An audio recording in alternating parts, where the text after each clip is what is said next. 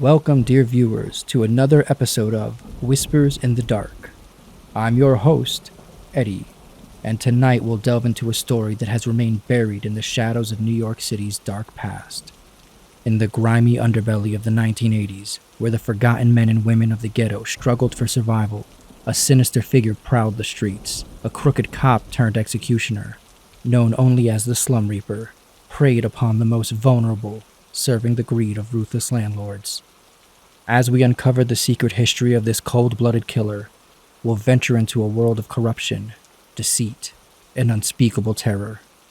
This is a story that will make you question the true meaning of justice and depths of human depravity. So turn off the lights, settle in, and prepare to be haunted by the tale of the Slum Reaper. This is The Abandoned, the secret history of the Slum Reaper. In the gritty streets of New York City during the 1980s, some of the poorest people ended up in the shadows of Harlem. The city was grappling with a severe drug crisis, which contributed to the rise in crime and a decrease in property values. Because of this, certain landlords decided to neglect their buildings. The thought was if the living conditions got bad enough, their tenants would be forced to leave. Their plan had a critical flaw, though: the homeless. There were homeless people on every corner, making the fear of becoming homeless so real, most people just dug in and dealt with whatever nonsense their landlords would throw at them. Also, many of these tenants had backgrounds in construction and plumbing, which equipped them with the necessary skills to correct the problems caused by their landlord's neglect. In as much as they could, they would repair and maintain their apartments. These people were resourceful and managed to adapt faster than the buildings would decay. They worked together, found solutions, and did what they could to help their neighbors. If too many people would abandon their apartments, the buildings would be taken over by drug dealers and addicts. Community was a major tool in allowing the families to remain in their homes. This supportive community was all these people had in a city that was indifferent to their troubles. Despite the obstacles faced, they refused to give up, striving to protect their homes, their dignity, and their well-being in an unforgiving urban environment. When the landlord's initial strategy to force tenants out didn't work, some of them decided to take more drastic steps. They completely abandoned their properties, leaving them without any maintenance or support. Many of these families were left without basic human necessities: electricity, heat, and running water. However, the families living in these buildings were determined to avoid becoming homeless and continued to reside in the neglected structures despite the worsening conditions. Frustrated by the tenants' perseverance, these ruthless landlords decided to use more sinister measures to remove the families from the abandoned buildings. They joined forces with the corrupt and ruthless police officer, an evil man who would soon be known as the Slum Reaper. The Slum Reaper, driven by greed and a twisted, elevated sense of self, he targeted the vulnerable tenants living in the condemned buildings. He would use his authority as a law enforcement officer to gain access to these homes, promising assistance or protection. Once inside, his only goal was to brutally murder the inhabitants. Tragically, these vulnerable people fell victim to the Slum Reaper's deception, unaware of the danger that lurked beneath his fake smile and concern. In the police department, these murders were categorized as drug-related crimes. This misclassification allowed the Slum Reaper to continue murdering without detection, leaving a trail of blood wherever he went. As the Slum Reaper's cruel deeds became known among the residents, fear and uncertainty spread among those who had no choice but to remain in the abandoned buildings.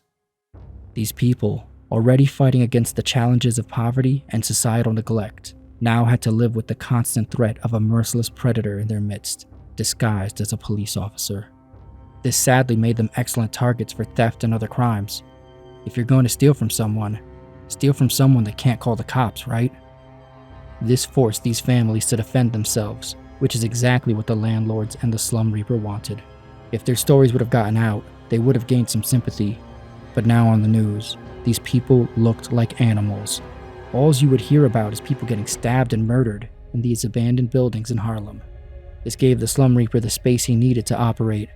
He could go in and murder a dozen people in a building and claim they were already dead when he arrived. Even more disturbing is what happened when the evil cop was finally caught. Instead of being held accountable for his crimes, he was promoted, not once, but several times.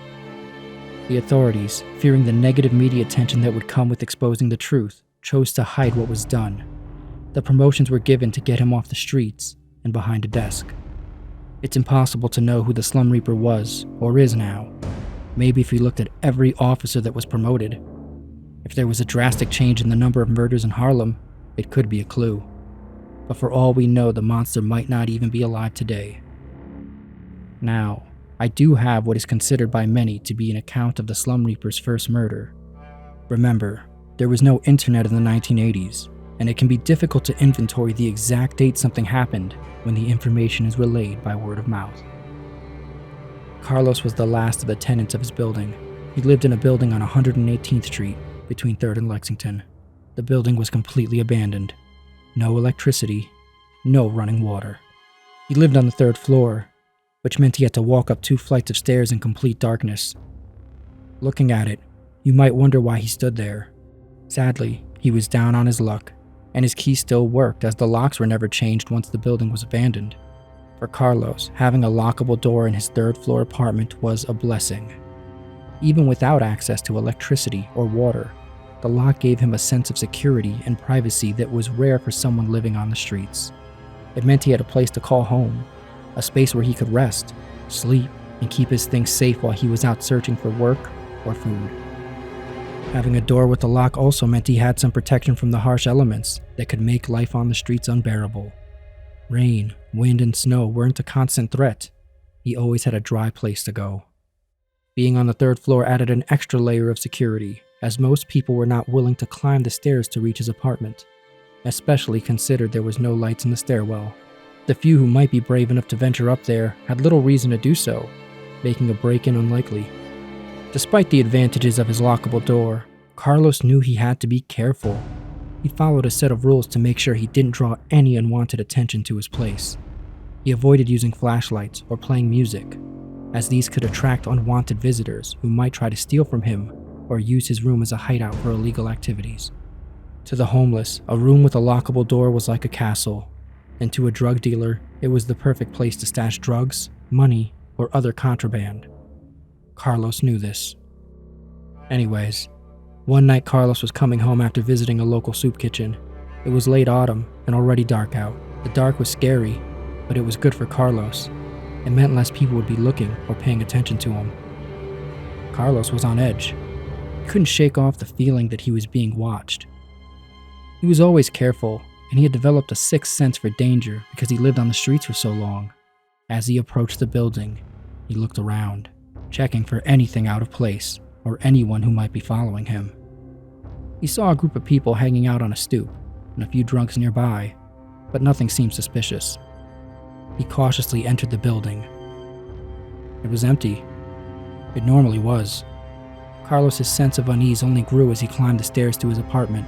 Every scrape and rustle his feet made as he walked up the stairs made him jump. Finally, he arrived at his door. He unlocked the door and quickly got inside and locked the door behind him. Safe in his apartment, a feeling of relief washed over him. But this was short-lived. He still couldn't shake off the feeling that something was wrong. Carlos cautiously peered out the window, scanning the street below for any signs of danger. That's when he knew something was wrong. The street was empty now. Silent. Where were the drunks? Where were the guys on the stoop? Carlos carefully made his way to the back room. It was the furthest from the front door. He hoped the extra distance would provide him some additional time if someone tried to break in. As he laid down, he tried to calm himself and shut his eyes. But the silence was deafening. He couldn't hear any of the usual city sounds. No cars, no distant chatter. Nothing. This was wrong, and Carlos knew it.